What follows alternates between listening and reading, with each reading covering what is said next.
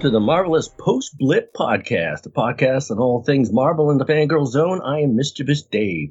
I am Shawn, Fangirl S. And I'm Steve, and today we're talking about Episode 6 of Season 1 of Miss Marvel, titled No Normal, written by William Dunn, A.C. Bradley, and Matthew Chauncey, and directed by Adil El Aribi and Bilal Falala. That was close, Steve. Maybe. So, initial reactions. Shawn and Ator, you have a initial reaction for us? I really liked it. I'm glad that we were wrong and we didn't have to wait till the very end to get the costume. The end was like, oh, okay. I'm kind of excited to see if we're going to get another season or if it will wait now until after the Marvels. Because there was so much going on. And I'm still questioning if Cameron is going to be good or bad. So it was good. I liked it. I have questions. So, I think that's good. Steve? Yeah, I agree. It was a fun episode. It was nice to see Kamala actually fitting into her role better than she has previously. She was a lot more confident in what she was doing. So that was definitely good to see.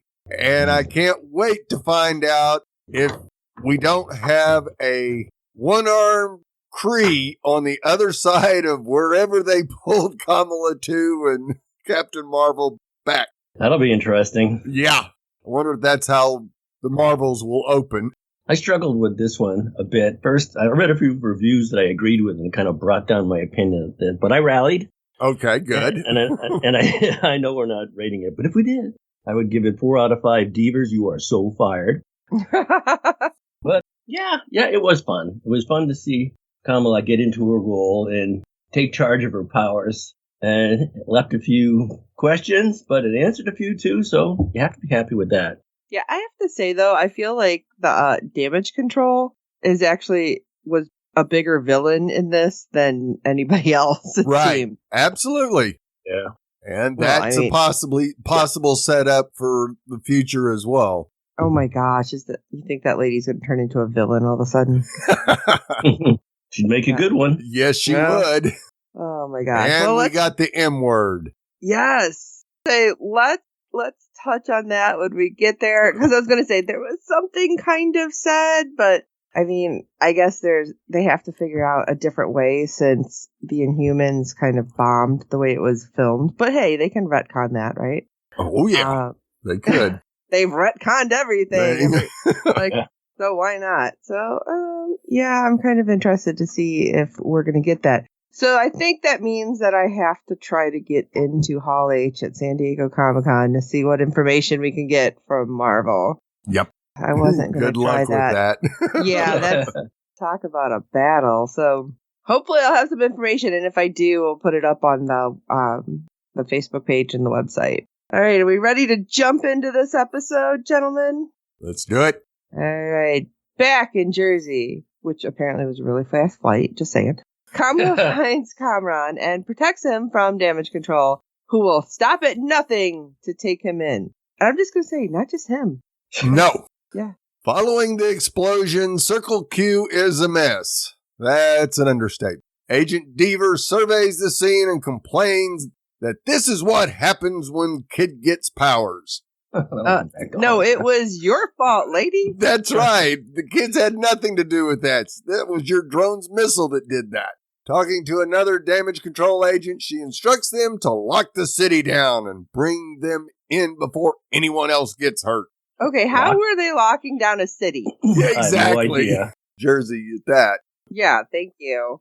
Speaking of kids, Bruno and Kamran are on the run trying to figure out where to head next. Kamran is injured and they're both a little shaken as they trudge through a subway car. After he grabs one of the subway poles, his powers activate, which startles him and everybody else that saw it. Yeah. Bruno tells him not to worry. Kamala freaked out about her powers at first, too. Suddenly, damage control appears in the car with them, and when Kamran accidentally bumps into a passenger trying to get away, he activates his powers again. He shoots his own hard light across the car, breaking a window and startling everyone else. Meanwhile, over at the Khan household, Kamala has an announcement to make. Gathering the whole family together, Muniba, Yusuf, Amir and Taisha, she first apologizes for a long list of things like ruining the wedding and sneaking out to AvengerCon. But then Muniba cues her to speed it up. I know. We'll give the old speed it up. Okay, so here goes. Kamala wants everyone to know that she is the light girl. The what, Amir asks? Kamala has to qualify that she means nightlight, and the whole family is shocked. Just kidding, because they all knew. Muniba had already told Yusuf, and since Yusuf takes all of his calls on speaker, Amir and Taisha overheard the conversation. Gonna love that family. Yep. This is not new information to them, and they've got hundreds of questions. I did like how they at least faked it. Played along, Yeah. It's like, okay, you're faking it, but you're really bad at that too. Yes. Oh, I'm shocked, I tell you. But that was at least cute. And I think it helped her because she was so nervous about everything Right. that it's like, what? Wait, what? However, Yusuf is worried about his daughter and her newfound powers and recognition. Kamala is just so incredible. I, for one, am so proud of you. We all are in all of you. But I just want to be sure that you're being careful out there. I mean, just because you can do these amazing things doesn't mean that you're actually volunteering to go looking for trouble. And Kamala has an answer to this. I don't think you raised me to sit behind and do nothing when I can help people. Touche. And more importantly, her family trusts her. Finally. But this gathering is interrupted when Nakia calls Amir. Puzzled, he hands the phone to Kamala, who jumps on the phone with her. Kamala is so excited to be her best friend, but Nakia has no time for chit-chat. Has Kamala heard from Bruno? Because the Circle Q exploded. How does a mini mart explode? Yes. Those hot dogs have been on the rollers for a few Oh my weeks. God, I was literally going to say that right now. Boom. So frantic. Kamala starts trying to call Bruno, but he doesn't pick up. And she paces back and forth across her room. Muniba enters with a surprise, handing her daughter a toffee box. Kamala opens it up to find a brand new outfit inside. This feels a bit more like you, Muniba says, as Kamala stares at the blue, gold, and red pattern. She puts it on and takes off, running high above the streets of Jersey City on her hard light platforms, of course. Hard light platform shoes.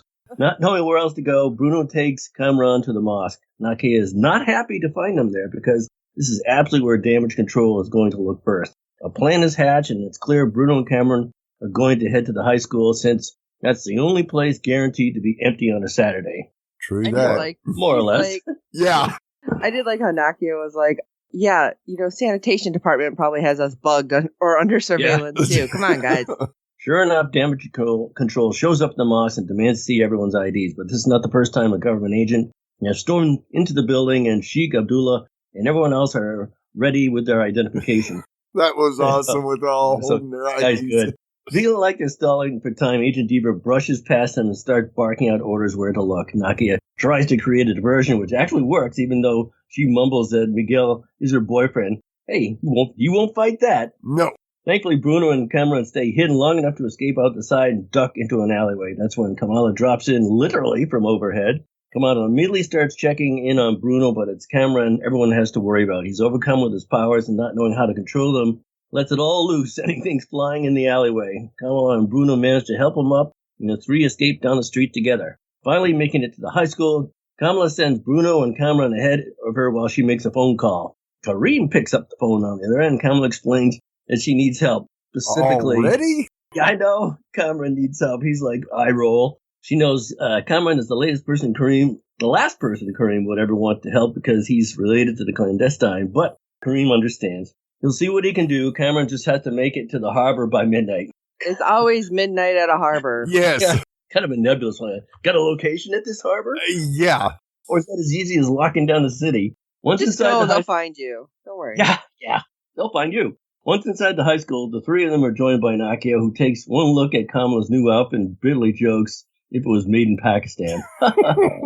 Kamala immediately starts apologizing to her best friend and tries to explain that since Nakia hates superheroes, she'd want Nakia to hate her too. Realizing how fearful Kamala was about this, Nakia reassures her that she would never hate her. Bruno happens to look outside and sees that damage control has the place surrounded.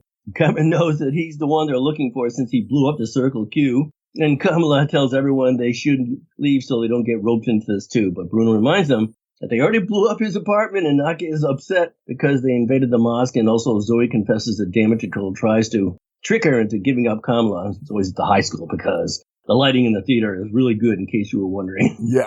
Like, just pops in from nowhere. No one's leaving. They're in all this together. I thought that was kind of funny when Zoe's just like, yeah, and it's like, wait. Yeah, where the hell did you come from? Yeah. Oh, I was in the theater filming my TikTok. And how the heck did they just know they were going to be at the school? It's like, really? That's a huge presence. Aren't you supposed to be locking down the damn city? Yeah. Yeah, starting with the high school. I would think they'd go to each one of their homes. Right. Yeah. Well, I mean, Bruno doesn't have one right now, so that was easy. That one they can scratch off the list. But it's like, what the heck? How are you just like, oh, yes, let's get everyone at the school, because obviously that's where they are. What? So basically they could have, like, hid out and then went back into the mosque and nobody would have known? Right. I know. Sorry, that kind of irked me. It's like, what? At least say, oh, they were spotted going to the school. Something. Give us some reason for them to be there in that kind of huge amount. Well, you got to figure that, in the alleyway, Kamran was having problems controlling his powers. So where's the next safest place to hide out? The school. The harbor. Anywhere in the city. Okay, so what's the plan? Since Damage Control is already here, they can't outrun them, so they'll distract them. It's a good plan, according to Amir, because, yeah, he's here now, too. Maneva sent him to watch over Kamala, which she immediately protests because superheroes don't need chaperones. I love it. They're like, wait, how'd you get in here? He's like, I went here, too. I Yeah. went to the bathroom. Okay, back to the plan. They're going to need supplies like hoodies, skeletons, fire extinguishers, softballs, and also Zoe's phone. What? The first part of the copy plan. of Home Alone, too. I love You it. really like need how she's MacGyver. drawing everything out. The first part of the plan is simply stall Damage Control. The second part of the plan is to have Zoe live stream everything happening to all of her followers. As for Damage Control, Agent Deaver calls Agent Cleary with the good news, and I say that in quotes, that they are closing in on the enhanced individuals. Except Cleary isn't thrilled that that's happening in front of a high school because there is such a thing as bad press. And I have to say that I kind of thought the whole Zoe live streaming thing was brilliant. Yes, absolutely it was. Because, yeah, now the whole world, or, well, Since everyone whole world- follows Zoe. the whole world can see it. Right. Because, once one person starts, it gets shared and it's all over. And Yeah. look what they're doing. Yeah, it's horrible. All right, though he tells Agent Deaver to stand down. Yeah, when she rolled her eyes. Yeah. She goes against his orders and orders the agents to move in on the high school. And inside, we have much being discussed and a lot of Home Alone moments, much like Dave said. Nakia quizzes Zoe as to why she didn't say anything about Kamala's powers. I think Kamala should be able to tell this whole world or school when she's ready. She saved my life. And I'm like, well, that was really kind of sweet. Yeah. And then I'm kind of squinting like, what are you up to? She's like, I want to have it exclusive. That's what I'm thinking. Right. Elsewhere, Kamala confesses to Bruno that Kamran's mom died in Karachi. Something she shouldn't tell him right now because he's a little unstable. Yeah, it's just a And little. we might all go boom. And Amir wonders if Kamran ever really liked those cooking competitions. He looked very distraught with that moment. Yes. Do you even like the British Bake Off? And of course, that's the time that Damage Control breaches the school. And game on. The first thing Damage Control comes across is Bruno's Zuzu, and not knowing what it is, they call for bomb squad. And I'm thinking, oh good, they can have a few moments or more. And then it starts talking. It's like, Yeah, no. and they blow it up. Yeah. And I'm thinking, wait a minute. Are you using that setting on the kids? Yeah. What the heck? On the second floor of the building, Kamran yells at the agents down below, and they spot him wearing a red hat and sweatshirt. Turns out everyone's wearing that same red hat and sweatshirt, and it's all to confuse Damage Control. And the agents wonder if Kamran has been multiplying powers now. No. But that is a mutant power somebody has. Yes. Hints, hints, hints. Meanwhile, Zoe goes live on her social media account telling everyone that Damage Control has her and her friends surrounded and they really need help. And going back into the school, it is complete chaos. The group has barricaded as many things as they can and ride around a bike. Where'd they get the bike? That wasn't on the chalkboard. No. Using the smoke from fire extinguishers.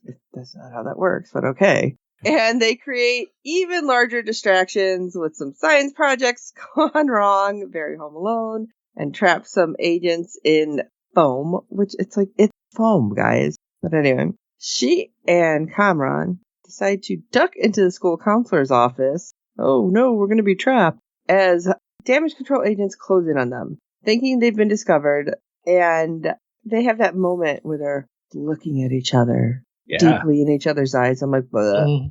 The agents are called away at the last second, only to reveal that Kamran and Kamala have been holding hands the entire time, with their Nora energy glowing a new color. Still with me? Kamala asks him, which Kamran replies, always was. And they lean in to kiss. It's like, la la la la la la. And of course, that's the exact moment Bruno rushes into the room and sees what he was about to interrupt. Yeah, thanks, way to go, Brian. Yeah. I think he was a little upset. He's like, all right, process this. And it's like, all right, get running. I will distract them. Yeah, that was very odd. How are there two entrances into an office? Yes. You're at the school. Whatever. But in an effort to distract the agents, he begins to dance to music as they jump and apprehend him because they came from two sides and he was not expecting that. Yeah. Elsewhere, Nakia rides around the gym on a bike, confusing all the agents before joining up with Amira and Zoe. And yes, the whole softball thing, which their plans to shoot damage control with softball initially work, and then the group is quickly captured. Okay, I'm just going to say, I know those machines can go really fast, and it hurts when you get hit by one. Right, but they had some armor on, so it was more for them to trip over than anything else. And again, coming from two sides, it's like, oh, we didn't think about that. Yeah, oops. So Kamala and Kamran rush down a hallway as Kamala explains that she's got a friend who can help him out. Kamran immediately knows who she's talking about, the Red Daggers, and he protests this. The Red Daggers have been fighting his family for generations, so why should he trust them now? Kamran asks Kamala what happened to his mother, and before she can answer, two damage control agents crash through the building. Kamran, frustrated, immediately blasts the agent with his hard light, but Kamala stops it. As they continue running, Kamala tries to explain that Najma was trying to destroy everything. Kamran notes that she was just trying to save his home. Well, I don't know about that. No, this is your home, Kamran. You were born here. Yes. So, no, she was trying to destroy your home. After asking again, Kamala tells him she's sorry, and he knows what that means. His mother is dead. As more agents move in on them, Kamran turns the corner and begins fighting them with everything he's got, destroying the hallway and toppling over the lockers. In an effort to stop him, Kamala grabs him, but it's no use. He runs away. Blasting out of the doors of the school, Kamran comes face to face with dozens of damage control agents. Agent Deaver instructs him to get on his knees, but instead, Kamran powers up. The agents This is why they didn't want to tell him what happened. Exactly. The agents begin shooting at him, and he's able to deflect many of the bullets, but not all of them. Yeah, so much for non-lethal, too. Yes. Yeah, no kidding. They didn't Deaver didn't care if they killed both of them. Get them off the street. And that's when Kamala jumps out a window and gets in between Kamran and the agents, creating a shield to try and save him. That was pretty heroic. Yes, it was. Kamala is able to hold off the agents, but not for long. Deaver brings out an even bigger weapon to fire at them, and it completely blasts Kamala and Kamran away. As the weapon powers up again, Kamala says the magic word, "Embiggen." She stretches and grows double her height and stops the weapon from firing again, throwing cars here and there to slow damage control down. Yeah, where did Embiggen come from? I know it's from the comics, but why is she suddenly saying it? We had no context for that at all. No, we didn't. But she's still Kamala after all, and double checks on some of the agents nearby, asking them if they're okay. Yes, Miss Nightlight, they reply back as Kamala groans. She's trying to drop the Nightlight name. So while Kamala is trying to slow damage control down, Kamran is prepared to fight them head on. He takes out a few agents with his hard light powers, and that's when Agent Deaver moves over to apprehend him. He tosses a car at her, but it misses and goes flying towards a crowd of onlookers off to the side. A crowd that includes Kamala's whole family and many members of the mosque and Zoe's social media followers. Realizing what he's done, there's no time to stop it, but Kamala can. Grabs the car and pulls it away before it can hurt anyone. Yay! It's a damn good thing she's there. Yeah. But Kamran is still frustrated and upset as Agent Deaver moves in again. Kamran lets his powers completely loose, creating a trail of destruction in its wake. Kamala uses all of her powers and strength to push forward to try and stop him and creates a safe bubble for the two of them to talk. Was he still doing that while she was in the bubble? I just how come she didn't get it? Well, I don't know. Kamala looks around. They're never going to accept me, and they won't accept you either. My mother was right. This isn't my home, Kamran tells Kamala. He wonders how he can be normal, and Kamala tries to reason with him. There is no normal. There is just us and what we do with what we've been given. Kamran realizes that she's right, and after she creates a getaway for him, he heads to the harbor. That was kind of that Spider-Man moment. Yes. I was like, at least they didn't say that line. Yeah. When Kamala's light shield finally deteriorates, the crowd of onlookers rushes her, creating a giant human barricade, and the Jersey City police join in too to stop the damage. What? Yeah. I was like, well, yeah, she stopped the car from landing on them. Yeah. With that much distraction, Kamala jumps above the crowd and hurries away on her hard light platforms. And that's when Agent Deaver gets a call from Agent Cleary, who instructs her that she's relieved of her duty and someone else is coming to clean up her mess. Wow, good luck with that one. Yeah. Need a big room. Back home safe and sound, Kamala scrolls through the social media and seeing dozens of posts celebrating her. Now she saved everyone. With a deep breath, she takes a look at herself in the mirror and realizes she's been able to accomplish. Kamala climbs outside on the roof and Yusef joins her out there. He asks her what her superhero name is, but Kamala explains that she's still figuring it out. Yusef reminds her that we all are. As Yusef talks, we see how Kamala has been able to help her friends along the way. Bruno prepares to head off to Caltech. Nakia calls out instructions in the mosque, and Kamran arrives in Karachi to meet Kareem. His boat, faster than an airplane. Yes. Yeah, no kidding. On the roof, Yusef continues to explain just how important his daughter is to the family and mentions that the word Kamala actually means perfect in Arabic, but in Urdu it means more like a wonder or a marvel. Boom! Yeah, and I love this because her eyes get all big. I share the same name as your old freaking Danvers. Yusuf's like, who's that? Yeah. Like, Yeah. Who's that? Have you been in your daughter's room? I'm just wondering. Yeah. And with one last hug to her dad, Kamala takes off into the night sky on her hard light platforms. Yusuf watches her go and whispers to himself, magic. I'm like, oh, full circle. Okay. 1 week later. I'm glad because I thought it ended right there. Right. Like 1 week later. Okay. Bruno and Nakia pull up in Kamran's car he left behind when he fled the country. And hey, the two begin to argue about who the car belongs to. Nakia insists that it looks better here in Jersey City, and Bruno shouldn't take it to Caltech. But more importantly, we find out Bruno is going to Caltech. Yeah. So, yay. Yeah. And Bruno decides to finally talk to Kamala. Is he going to tell her his feelings and everything? No. He tells her something else that is pretty important, though, because Amir has been wondering if he has powers, too, so Bruno has been running some tests. Like, so very Tony Stark and Bruce Banner of you. Yes. Shakes head quietly. In the simplest terms, Bruno explains, we know why you have access to the Nor and why you can wield it, but when I compared you to the rest of your family, well, something seems off. Kamala stares at Bruno for a second, unsure how to answer. I mean, yeah, how do you say? What do you mean something seems off? Yeah. Well, I feel like that's a bad thing to say to any young lady. Yes. She's going to embiggen her palm right in your face. Whatever it is, it's just going to be another label. She shrugs and asks for Kamran's car keys because, she's the only one who actually has driven the car.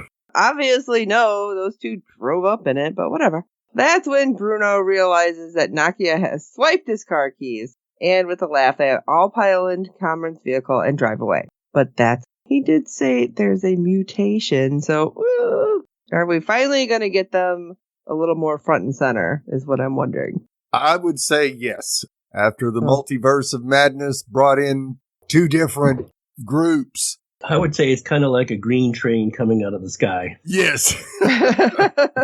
Well, sometime later, what was that, Steve? Yeah, it's just coming down the tracks. Yeah, there you go. Sometime later, Kamala collapses on her bed with her mother calling from downstairs saying, that doesn't sound like science homework. Is science homework supposed to be loud? Kamala groans, and that's when she notices the bangle on her wrist is illuminating. As she gets up to take a better look, suddenly she's sucked away into some unknown force into her closet. Very poltergeist. Yeah. And it destroyed that closet door, so that had to hurt, is all I'm saying. But when the dust settles, Captain Marvel stands up, takes one look around Kamala's room with all the pictures and posters of her, and she's like, oh no. Just for a second, I'm like, wait, did she change bodies somehow? Because Right. her costume is different too. Right. Because did you guys notice that like the sleeves were not all the way down? I know it's a small Nope. thing, but I'm like, because her sleeves were maybe like 3/4 down her Right. arm, and I'm like, wait a second. I thought the whole point was, so she can be in space with a suit, but her hair is different, which that's been an ongoing thing. Yeah. And then we get Miss Marvel will return in the Marvels, which isn't supposed to drop until July of 2023. Right. So again, hoping we get some information at Comic-Con. So everybody stay tuned to Marvel and Twitter. They like to drop stuff there too. Right. Absolutely they do. And there were like Easter eggs abound. And Dave, why don't you talk to us about how much the Easter Bunny left us? That damn rabbit had left Easter eggs everywhere. So yes, mutants are now officially part of the MCU, and the biggest of Ms. Marvel's Easter eggs, Bruno checks Kamala's DNA to see if it's possible other members of her family have superpowers, and he discovers something unique about her genes. He's not so sure what it is, but it describes it as being like a mutation. Ding, ding, ding. This is followed by a beautiful riff of the classic X-Men the Animated Series theme tune, reinforcing the fact that Kamala Khan is in fact a mutant. That's some family tree they have there. Yeah. Marvel regained the film rights to the mutants after Disney acquired the bulk of Fox's film and TV empire, and viewers are eager to await their introduction to the MCU.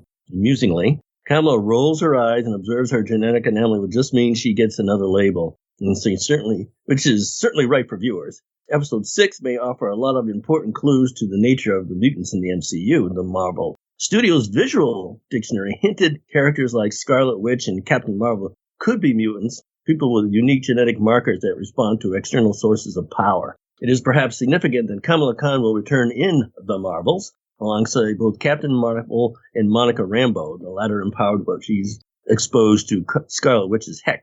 Someone told me they recast Monica Rambeau for that movie. Oh, no. Guys, Better not. I heard that at the comic book store the other day. I'm like, what? Yeah, That would no. suck. I'll have to check that. The three women could all be mutants, and even possible mutants will be called Marvels in the MCU, adding much more depth to the film's title. Why not? Yeah. Well, we are going to get X-Men 97. It's going to be animated, but they're reviving that. Right. So maybe that's a way to get us into it, and they'll drop hints in there maybe. Yeah. So, did you realize Damage Control is being positioned as an X-Men style enemy? Attentive viewers will have actually... What? You're gonna say, yeah. I'm not surprised. That's basically all I was going to say. You must be the attentive viewer we're going to discuss, because you actually noticed an X-Men style plot already weaving its way through the Ms. Marvel. The idea empowered people are hated and feared, and indeed should be regulated, with Damage Control apparently responsible for policing the Sokovia Accords in the MCU's Phase 4, and responding badly to the emergence of new superhumans. Indeed, one early scene in Ms. Marvel Episode 6 sees Damage Control Sadie Deaver complains the destruction of the Cirque Du is what happens when the wrong people get powers. Kids! Long lady. Yep. I hope to give her some weird green costume with really tall hair. A bad cape. In the comics, the mutants are associated with the Trump X gene. face. What's that? A Trump face. Okay. Which triggers at puberty, meaning it is indeed common for teenagers to gain superpowers. Yeah, you don't want any superpowered babies running around. No. No, that's in The Boys, I believe. Yeah. Right. Damage Control's attitude positions them as antagonists when mutants become mainstream. Also, here's an Easter egg. The Red Dagger's map has moved. The episode 6 sees Kamala ask for help getting Kamran out of the country. She turns to the Red Daggers for help, and there's a brief shot of Kareem in their headquarters in Karachi. That wasn't destroyed. And the camera deliberately focuses on one detail, the fact that they changed the area of the focus of the map the Red Daggers used to track Nora across the world. It's an intriguing detail, more than just an Easter egg, suggesting there's another story going on in Asia, perhaps even another mutant-related plot. I actually didn't pick up on that, but yeah. Well, I seen them like standing right in front of it. I didn't notice that it had moved because I didn't pay that close attention to the previous episode that they had the map in. Right. So again, love these people knowing every little detail. Yeah. You know, Ms. Marvel loves it when a plan comes together. Getting Cameron out of the country will require careful planning on the hero's part, and Kamala puts together one of her customary chalkboard plans to do so. I like how the chalkboard always comes to life, too. Yeah. It's a fun Ms. Marvel Easter egg, and it feels like the A-team as the kids take advantage of anything they have on hand to create elaborate, non-lethal traps or damage control agents. I would have loved to use one of those softball guns. 3 at a time, yes, please. Plan goes wrong when Cameron learns his mother is dead and goes off on his own. Kamala leaps to his defense in a scene where Nora energy forms into a full-body exoskeleton around her. Ms. Marvel's powers have been massively changed for the MCU, and the full-body armor is visually reminiscent of the artist's renditions of lesser-known X-Men character Armor. Even if she does strike some of our traditional Ms. Marvel poses. Gotta keep those. Yep. In the comics, Armor possesses the power to summon just this kind of energy-based exoskeleton around herself, although hers seems to be more durable than Kamala's in the MCU. I guess she's going to do something about that smashing of the light there. Yes. Hey, she's still learning. Yeah. Oh, that's why she has to do something. Yes. Damage Control deploys sonic weapons to deal with superhumans. Where do they get all these wonderful toys? They raided Tony Stark's lab. Yes. Yeah. This isn't the first time the viewers have seen sonic weapons used this kind of way. General Ross used a more powerful version against the Hulk and in The Incredible Hulk. It's more a little concerning to see Damage Control deploying technology developed for use with Hulk against kids, and even these sonic blasts are nowhere near as devastating. Yeah, kids, lady, come on. Yes.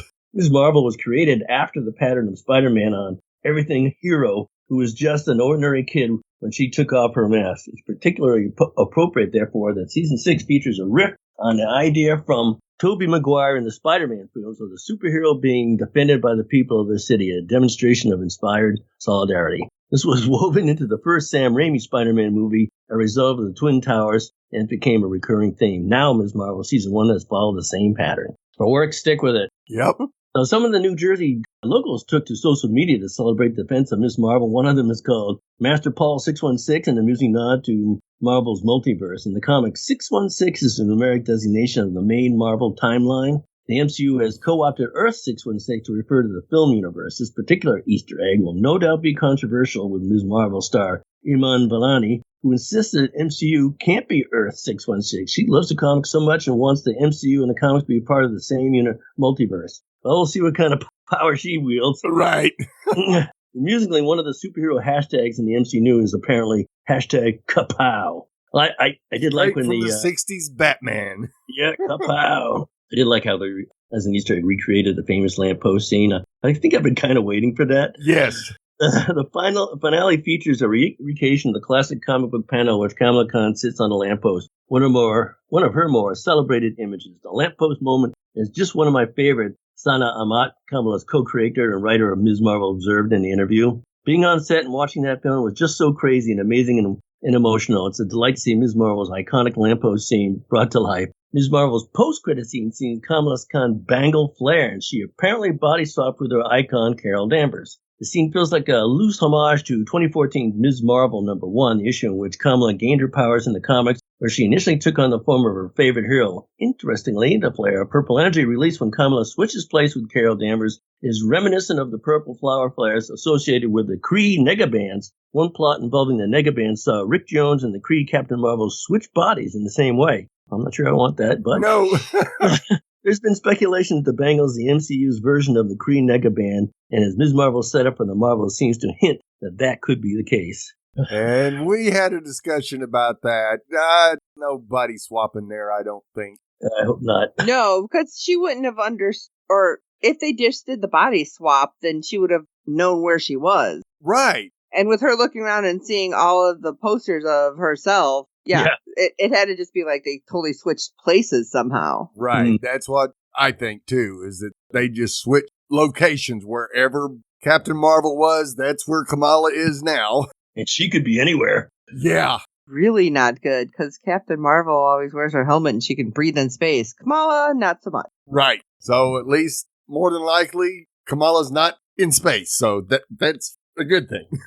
Right? Yes. All right. Well, we'd love to hear your thoughts on each and every episode this season. Our deadline for feedback is 6 p.m. Eastern every Friday during the season. You can send your feedback via email or audio to contact us at fangirlzone.com. Please review and rate us on iTunes and any other platform used for your podcast with good ratings and reviews. It helps other fans of the show find us, as there are plenty of other Marvel podcasts out there. Tell your friends, and I hope you're enjoying our podcast. And don't forget to check out the other great Fangirl Zone podcasts. You can go over to www.fangirlzone.com, check out our contacts page with all of the ways to get a hold of us, and we will always answer. And like I said, don't forget to check everything out anyway, because I will be updating any information I get from San Diego Comic-Con. And, why don't you check out some of the other awesome podcasts we have too? Like Mudhorn Fancast, for example, because there's so much going on in the Star Wars universe as well. Episode of the Marvelous Post-Flip podcast.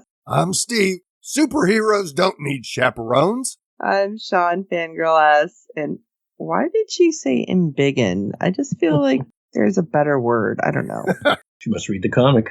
And this is Mischievous Dave. And do you know how long I've waited for Brie Larson would have just appeared in my bedroom? And now she does it for some kid in Jersey? Come on. There is nothing wrong with your internet. Do not attempt to adjust your settings. We are controlling the podcast. We control the squealing and the screams.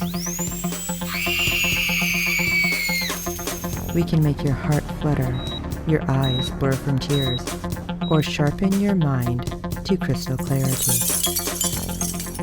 For the next hour, sit back. We are in control of what you hear. We repeat, there is nothing wrong with your settings. You are about to experience the awe and mystery known as the female mind. You are now entering the Fangirl Zone.